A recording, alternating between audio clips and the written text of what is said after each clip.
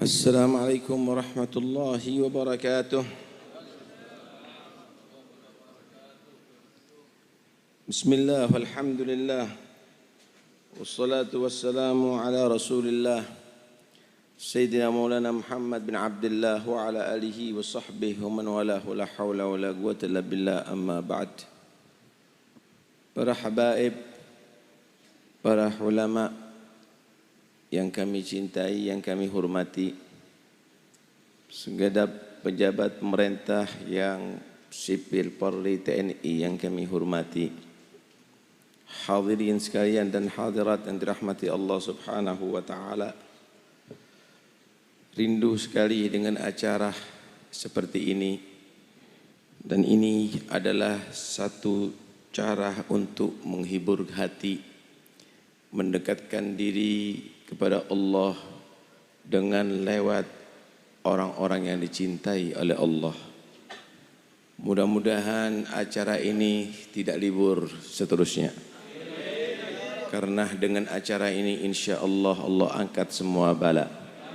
Dengan acara seperti ini insya Allah Allah akan turun rahmat kepada kita.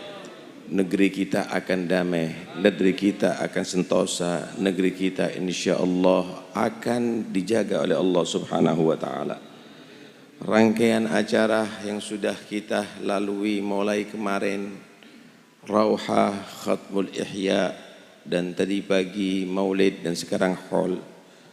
Ada beberapa kata-kata mutiarah daripada Al-Habib Abu Bakar, hendaknya untuk kita jadikan oleh-oleh, baik untuk diri kita maupun untuk keluarga kita.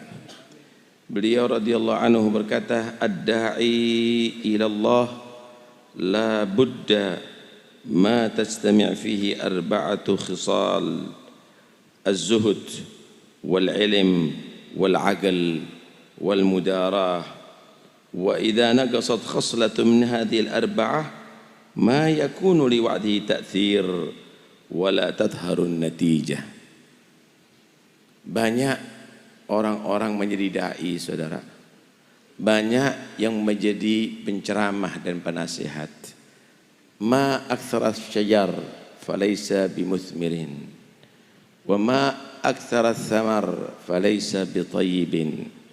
Berapa banyak pohon tapi tidak berbuah, saudara. Berapa banyak buah tapi rasanya tidak manis, saudara. Begitulah berapa banyak dai, berapa banyak penceramah, berapa banyak khatib, tapi tidak menghasilkan. Kalaupun ada ceramah, kadang-kadang bukan hikmah tapi fitnah yang terjadi. Beliau mengatakan hendaknya seorang dai harus kumpul pada dia 4 sifat, 4 hal kalau kepingin dakwahnya sukses, kalau kepingin nasihatnya tadi itu ada pengaruh dan diterima oleh masyarakat.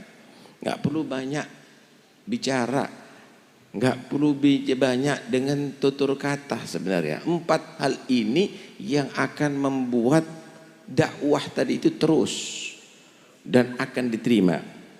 Pertama, seorang dai harus mempunyai sifat zuhud, tidak cinta dunia.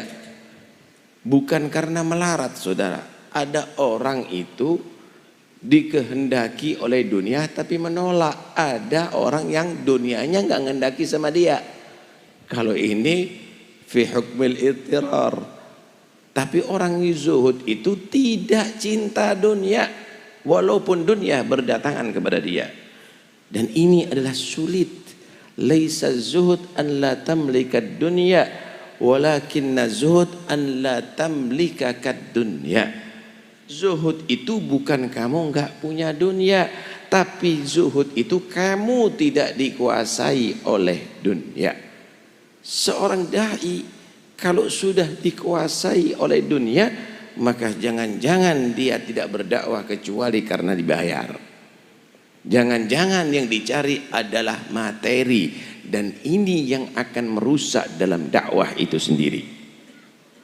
Karena itu seorang dai harus zuhud. Dua hal Nabi SAW mengajarkan jika ingin dicintai oleh Allah dan jika ingin dicintai oleh makhluk Allah. Izhad fid dunya yuhibbukallah, wazhad fima fi aidin nas yuhibbukan nas. Zuhudlah kamu daripada dunia, Allah cinta kepada kamu. Allah cinta kepada orang yang zuhud daripada dunia. Zuhudlah kamu daripada apa yang dimiliki oleh manusia. Jangan kamu ganggu, jangan kamu minta sama dia. Punya hajat buat proposal jam 2 malam minta sama Allah, maka manusia akan cinta kepada kamu. Itulah keberhasilan as-salafun as-salih. Mereka adalah bukan orang yang selalu minta, tetapi mereka adalah manusia yang selalu memberi, ya ikhwani. Mereka bekerja bukan untuk menumpuk harta, tapi mereka bekerja adalah untuk membantu orang yang membutuhkan. Al-Habib Abdurrahman bin Muhammad As-Saggaf, beliau adalah punya kebun yang cukup besar, kebun kurma. Tapi ketika menanam bibit kurma, setiap bibit surat Yasin. Setelah ditanam, setiap pohon satu hataman Al-Quran. Maka ketika datang penyakit yang menyerang pohon kurma di kota Tarim, semua rusak kecuali milik Habib Abdurrahman bin Muhammad As-Saggaf. Tidak pernah terganggu urusan dzikirnya, dakwanya, karena urusan pekerjaannya. Karena memang pekerjaan bukan dijadikan tujuan, tapi untuk alat membantu dalam dakwanya. Ya ayyuhalladzina amanu la tulhikum amwalukum wala auladukum an dzikrillah wa man yaf'al dzalika fa ulaika humul khasirun. Jangan sampai kesibukan kamu dalam mengurusi harta benda dan perdagangan dan cintanya kamu kepada anak kamu melupakan kamu daripada zikrullah, Al-Quran, berzikir kepada Allah secara mutlak, atau sholat, atau ilmu. Siapa yang karena itu semuanya meninggalkan yang diperintahkan Allah, berarti dia menjadi orang yang merugi karena harus masuk neraka Allah Subhanahu wa ta'ala. Pertama, seorang dai harus zuhud. Tuh lihat Habib Abu Bakar punya apa? Apakah diceritakan di sini tanahnya Habib Bakar berhektar-hektar? Apakah diceritakan di sini rekeningnya banyak? Apa yang dimiliki oleh beliau? Yang dimiliki adalah bagaimana magam yang tinggi di sisi Allah Subhanahu wa ta'ala. Beliau sudah dikubur, saudara, sekian puluh tahun, tapi manfaatnya Anda semuanya bisa datang ke sini. Ini semuanya adalah karena zuhud beliau. Zuhud ke dunia dicintai Allah, zuhud tidak mengganggu hartanya manusia dicintai oleh manusia. Yang kedua, seorang dai harus dilengkapi dengan ilmu, bukan mencari popularitas, bukan hanya gambar yang dipampang, tapi ilmu, ya ikhwani, ilmu yang manfaat, bukan ilmu untuk mencari pengaruh, ilmu yang manfaat. Apa ilmu yang manfaat? Ilmu yang bisa membuahkan amal, ilmu yang bisa membuahkan akhlakul karimah, ilmu yang bisa mengenalkan kamu pentingnya ibadah dan taat kepada Allah Subhanahu wa ta'ala. Ilmu kita kadang-kadang hanya sekedar untuk berceramah, untuk di atas panggung, ilmu kosong, ya ikhwani. La, jangan. Atau ada ilmu tetapi tidak sesuai diartikan dengan muradillah wa muradi rasulih. Nabi SAW menggambarkan di hari kiamat, innallaha la yantazi'ul ilma min ibadihi intiza'an walakin yantazi'u biqabdil ulama. Allah itu mencabut ilmu nanti di akhir zaman tidak serta merta dicabut seperti mencabutnya kita paku dengan tang, tapi dengan dimatikan ulama-ulama pembawa ilmu-ilmu manfaat ini.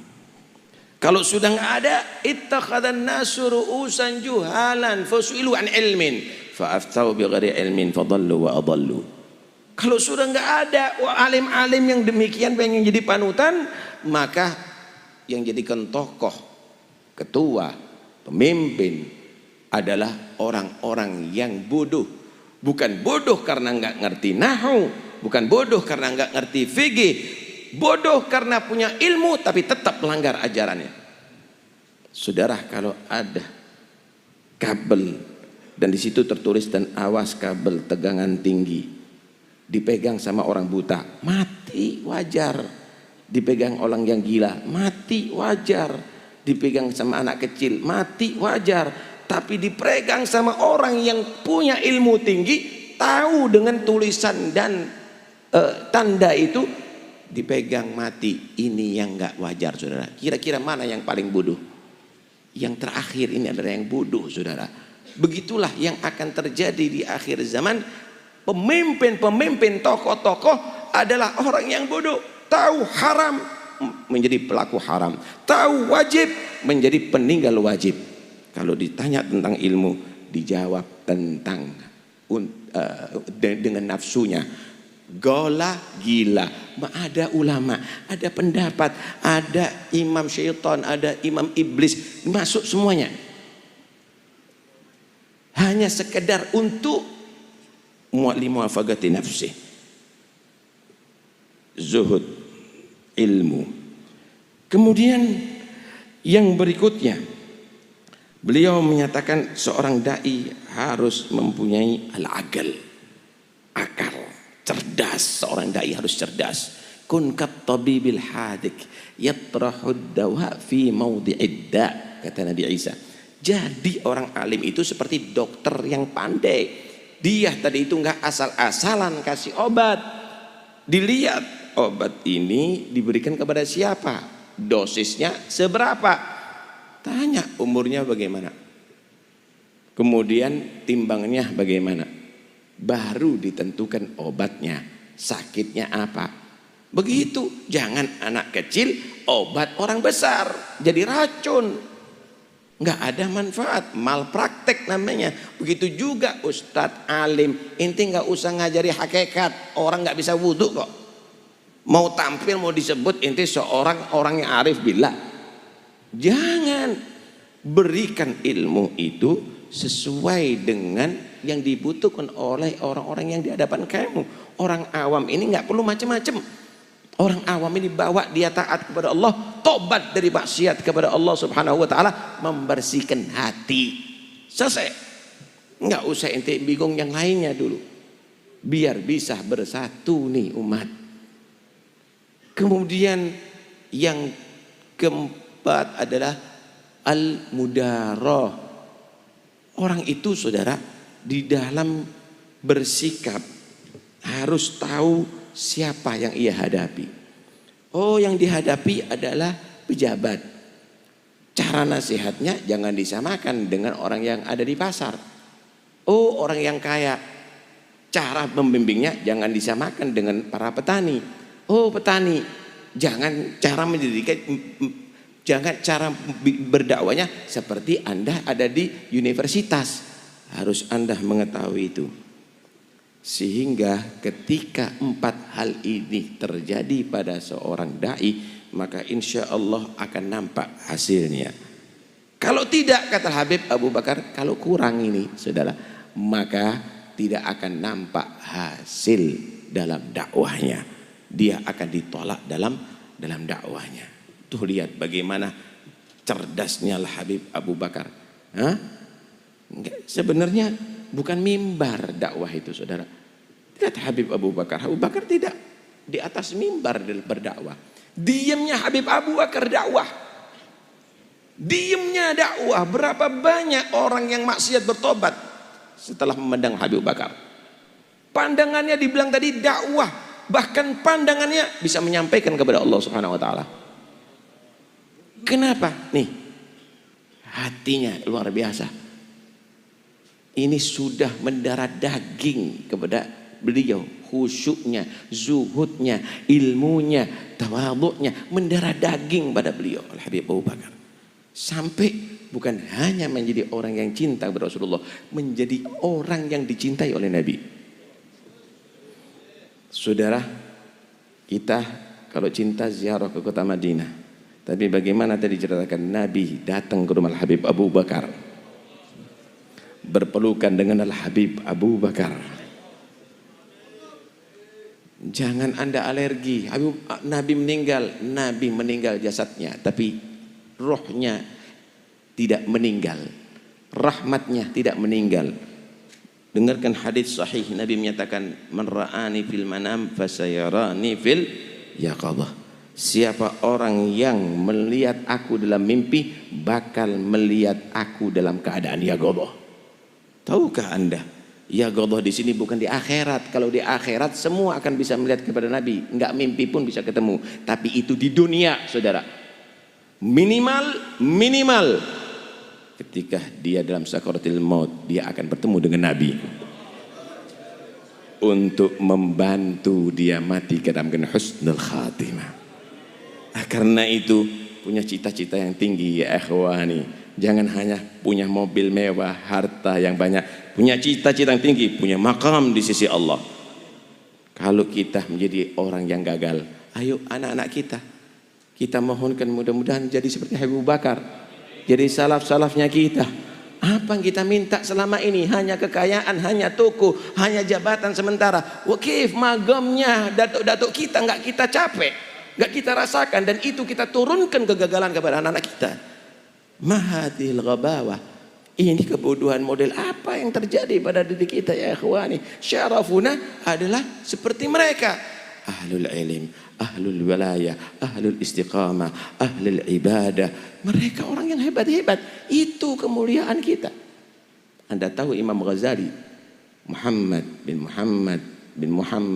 Ahmad Al-Ghazali, bukan orang Arab. Dan beliau bukan anak ulama besar. Bapaknya tukang pintal benang. Apa yang menjadikan bapak yang beruntung ini punya Imam Ghazali? Karena setiap dia melihat para wali, orang istiqamah, orang ibadah, menangis dia. Yang ditangisi dirinya. Ya Allah, kenapa aku tidak bisa mencapai magom seperti orang ini? Kenapa aku tidak bisa mempunyai menikmati ibadah seperti orang ini? Kemudian memohon kepada Allah, ya Allah, jika aku tidak bisa mencapai magom seperti wali ini, karuniakan kepada aku anak yang bisa mencapai magom seperti wali ini. Kalau bertemu dengan alim kabir, ustadz yang dakwahnya masuk dalam hati, nangis dia. Kenapa aku tidak belajar dalam masa mudaku dan kecilku? Kemudian memohon kepada Allah, ya Allah, kalau aku tidak bisa menjadi alim yang bermanfaat, karuniakan aku anak yang menjadi alim pewaris nabimu dan bisa nasihat kepada ibumu. Akhirnya dikasih dua anak. Yang pertama Muhammad Al-Ghazali, tokoh sufi yang semua kitabnya Masya Allah ada di mana-mana dan dicintai oleh seluruh habaib pada setiap generasi. Yang kedua Imam Ahmad, seorang da'i, ribuan orang maksiat masuk Islam, ribuan orang kafir masuk Islam, ribuan orang maksiat bertobat kepada Allah Subhanahu wa taala. Habib Ali bin Muhammad bin Husain Habsyi, pada masa kecilnya, kalau beliau melihat orang yang arif lari ke ibunya, ibu saatnya ibu memohonkan untuk Ali. Angkat tangannya, bu, mohonkan kepada Allah. Apa yang aku mintakan? Mintakan kepada Allah, Ali anakmu bisa menjadi wali seperti fulan. Kalau ketemu dengan alim lari kepada ibunya, ibu saatnya memohonkan kepada Allah, mintakan untuk anakmu Ali. Apa yang aku mintakan untuk engkau wahai anakku? Mintakan kepada Allah, Ali anakmu untuk menjadi alim seperti fulan. Pernahkah anak kita menangis untuk itu? Apa yang kita didik kepada anak-anak kita ya ikhwani? Pernahkah kita menangis kepada Allah, memintakan anak-anak kita untuk itu? Hanya ilmu apa yang kita kepingin anak kita? Ahli matematika tapi nggak bisa muhasabatun nafas. Anak kita kepingin jadi dokter tapi nggak kenal wudhu, kadang-kadang sholat. Karena itu sekarang saatnya Anda ada di depan Habib Abu Bakar. Mohon berkat Habib Bakar, mudah-mudahan anak kita bisa menjadi pewaris sarafnya kita. Ya Rabb, ruddana maraddan jamilah. Ya Allah, kembalikan lagi kemuliaan kepada Alawiyin ya Allah.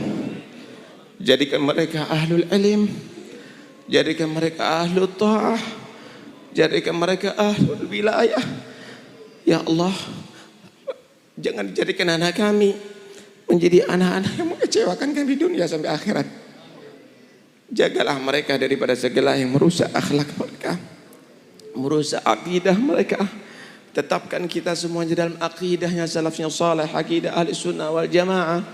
Dan mudah-mudahan insyaAllah berkat Habib Abu Bakar kita akan mendapatkan anak-anak kita sulaha insyaAllah, ulama insyaAllah, awliya insyaAllah, asfiya insyaAllah. Dan mudah-mudahan kita kalau meninggal dunia dan orang-orang tua kita akan bahagia karena anak-anak kita ahli salat, ahli dzikir, ahli ibadah, ahli taat kepada Allah, ahli cinta kepada Nabi Muhammad, cinta kepada salafus saleh, dan tidak keluar daripada tariqah mereka. Amin ya rabbal alamin. Wa sallallahu ala sayyidina Muhammad wa alihi wasallam. Alhamdulillah rabbil alamin. Assalamualaikum warahmatullahi wabarakatuh.